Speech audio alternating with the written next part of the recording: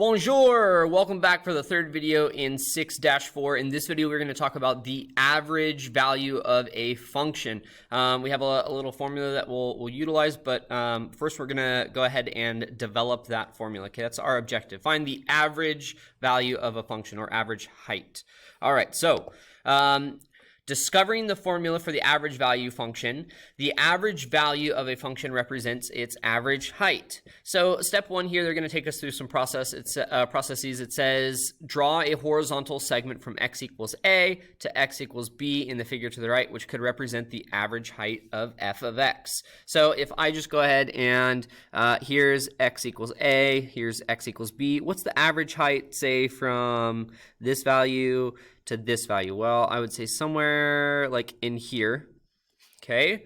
And now what we have is I have kind of two balancing areas. I have this area and I have this area, right? Which are symmetrical, right? Or they're even.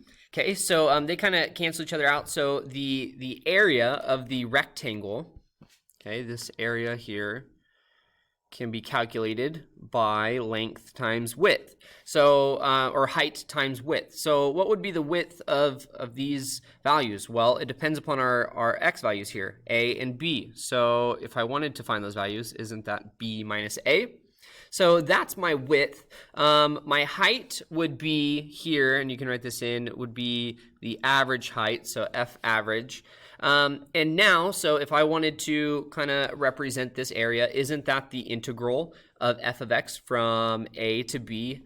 And that is equal to b minus a, again, the width times the height. Okay, well, we want to solve for the average height, right? That's the objective of this lesson. What's the average height of a function? Well, the average height, and again, I'm going to call it f average, okay, the average height of the function is equal to the integral from a to b of f of x dx. Okay, and to isolate the height, we have to divide both sides by b minus a. Okay, so there is your formula. Here is the average value of f of x on a closed interval a to b, and there is a value f of c such that the average height is equal to the integral of a to b f of x dx divided by that width, b minus a. Okay, and then another kind of way of writing it is you can factor out, right, that constant value 1 over b minus a. So you can go ahead and calculate it this way. And it's important. A to b must be closed and it must be continuous. Okay, very, very important. So let's go ahead and look at the next example. Okay, so here is example 4, and they say find the average value of f of x equals x cubed minus x on the interval 0 to 2 without using a calculator. Okay, so again, if I want to calculate the average value of a function, I'm going to use that formula, and this is just something that you're going to have to memorize. Again, it's the closed interval from 0 to 2, right? So here from 0 to 2. And that is f of x dx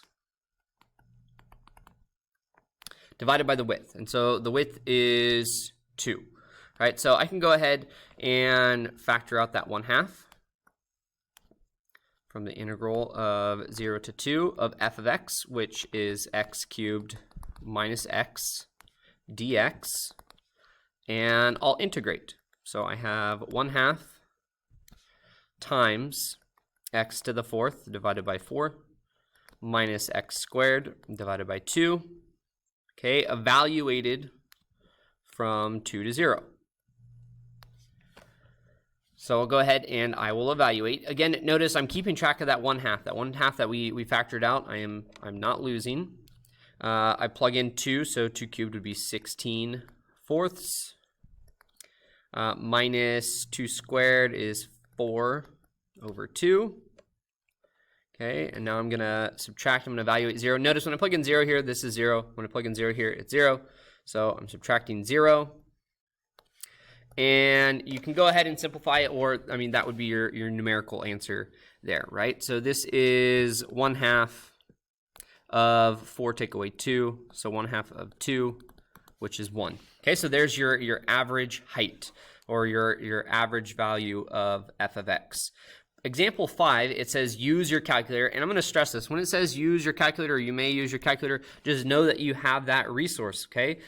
Take advantage of that. To find the value of c on the interval 0 to 2, where f of c is equal to the average value of the example found in 4. So what they want to know is, okay, so what's c if f of c is equal to 1?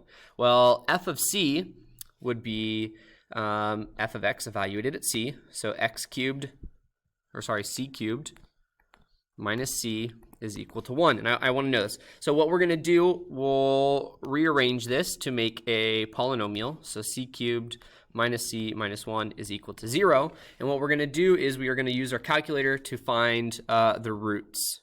Okay, so let's go ahead and cruise on over to the calculator. Boom.